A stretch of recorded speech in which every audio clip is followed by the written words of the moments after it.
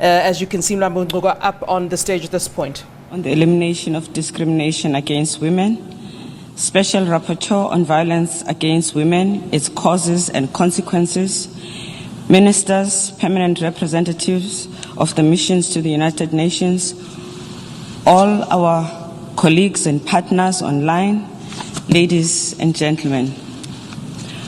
On the 9th of March 2020, the 64th Commission on the Status of Women proactively took precautions and scaled down the session. 2 days later, on the 11th of March, WHO declared COVID-19 a pandemic. Our lives changed from then onwards. 1 year on, we know just how hard COVID-19 effects have been on those who are already living in difficult situations. Its toll sparking fears of a further mental health epidemic. The pandemic has been especially hard on women and girls. This is the most discriminatory crisis we have ever experienced. It has hit hardest those who are least able to cope. It has posed a direct challenge to our work as United Nations and the work of UN Women. The gains we have made in the past are at risk. Emerging from the crisis, we are facing more orphans and child-headed homes. Following school closures, there are 10 million more girls this decade anticipated to be at risk of child marriage and girls permanently dropping out of school because of pregnancy, in the main from non-consensual sex.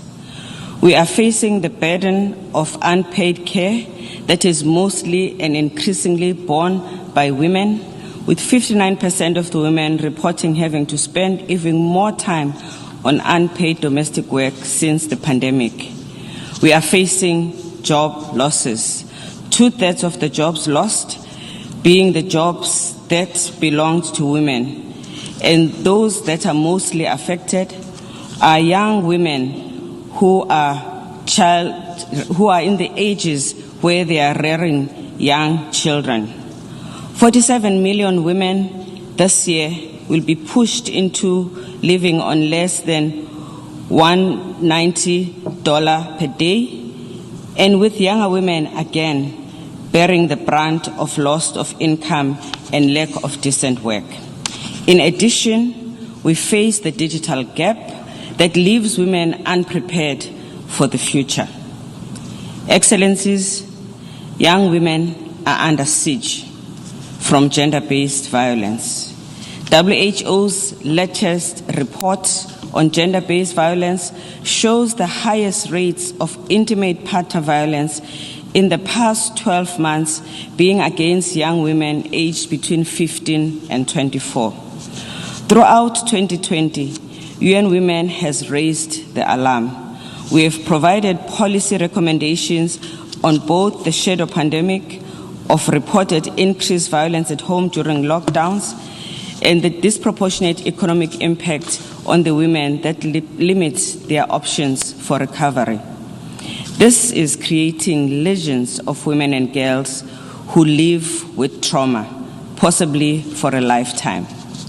The SG's report for this session underlines that violence against women in public life is a major deterrent to their political participation, and it affects women of all ages, all ranks, and in every part of the world. These are women who shape policies, who can make decisions that positively change the lives of many, who can enable women in other sectors to thrive, to access justice, and indeed to accelerate gender equality. Underrepresentation of women is a factor in the slow progress in all aspects of gender equality.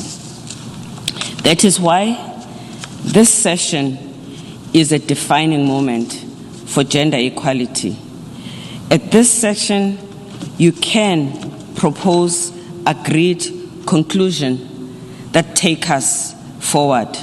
Your conclusions on this year's priority theme have the potential to stop regression, refocus priorities, and move the whole agenda forward by making sure that women are in the at the high table.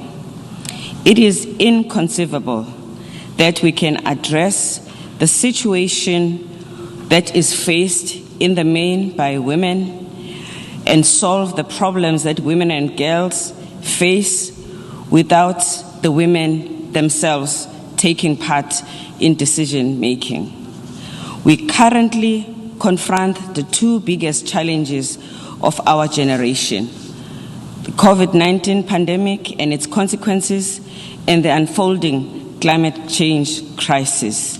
In both, women are disproportionately affected, and in neither are women appropriately represented as negotiators and policymakers.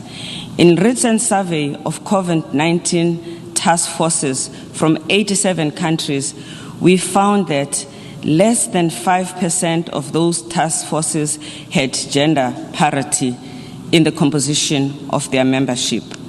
This gives men the self-imposed, impossible task of making the right decisions about women without the benefit of women's insight.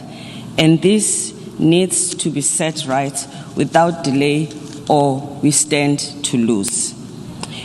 As this year, November, there is the UN Climate Change Conference. It is more important than ever that we get this right, starting with delegations that are going to be participating in that important gathering, some of whom are currently do not include women. Other reports tell us that in key public sector, including those where women dominate, such as health, men continue to hold most of the position, as high as 70% of the positions. And of course, this also is marking change, no change from previous year. In the private sector, the situation is even worse. The stereotypes that men are more capable leaders persist, and this we also need to change. Closely connected to this is the fact that women remain deeply underrepresented in news media, both as editors controlling content and perspectives as a subject matter. Excellencies, in this session, you can make your impatience known. You can propel progress, which will translate into greater benefits for women and girls. We have encouragement from private sector, from civil society, and increasingly also from private sector. Civil society has been working very hard for this progress. We know that what needs to be done also require political will. We also know what needs to be done to promote the women's role in public sector. Most important is to institute special measures like well-designed and effectively implemented gender quotas and targets. Leaders can set and meet parity that needs to be presented in all spheres of life. We know that this can happen. We now have 13 countries with gender equal cabinets, down from 14 countries, And this is something we can emulate because 13 is way too low. Our own Secretary General has decisively used his executive power to change the gender balance of leaders in the UN system. We currently see women in the UN holding 50% of the most senior positions. Excellencies, neither the pandemic nor the financial crisis deters us from making progress in the representation of women. In fact, quite the opposite. The pandemic shows us how much we need the change so that we can truly build back better. Representation of women in decision-making is the only way to build back better in a gender-responsive manner, in an equitable manner, and in a greener manner. We know from the work of the Interparliamentary Union that change is possible. We today celebrate gains that we have made. In Estonia, the Prime Minister and President are both women. In Lithuania, the share of women in government went up from 8% to 43%. In Rwanda, women still lead the African regional charts with the largest share of women ministers at 54.8% and still leading also globally. In the United States, women in charge of ministerial portfolio rose from 17% in 2020 to 46% in 2021. In Nicaragua, women lead the region with 59% of ministries led by women. In Mongolia, they progressed from 6.7% of women ministers in 2020 to 18.8% in 2021. Excellencies, change is possible. Political will is critical in that respect. The premise of this year's priority theme is that it is not acceptable that institutions which are predominantly male-dominated decide on matters that affect women's lives and concerns the lives of all of humanity. In another governance situation, this would not be considered ethical for stakeholders to have little or no say in the decisions and policies that concern them.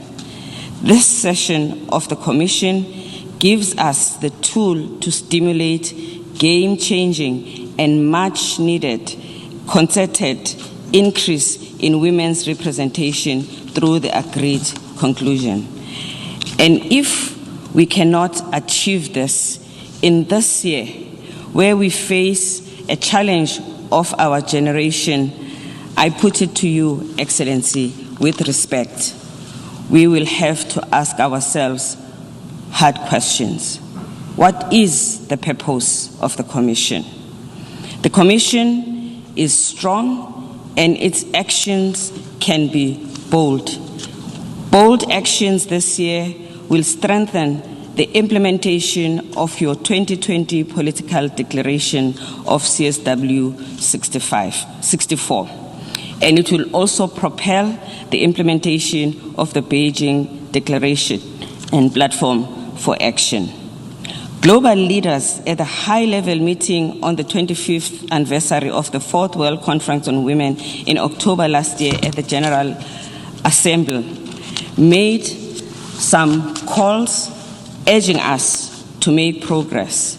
The President of Georgia urged us to do more for women in the informal sector, as well as women in vulnerable employment, and to close the gender pay gap.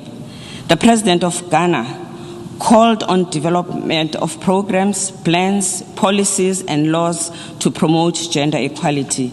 The German Chancellor recognized that women play an integral part of the state decision-making, and yet they are not involved as equals when those decisions are made.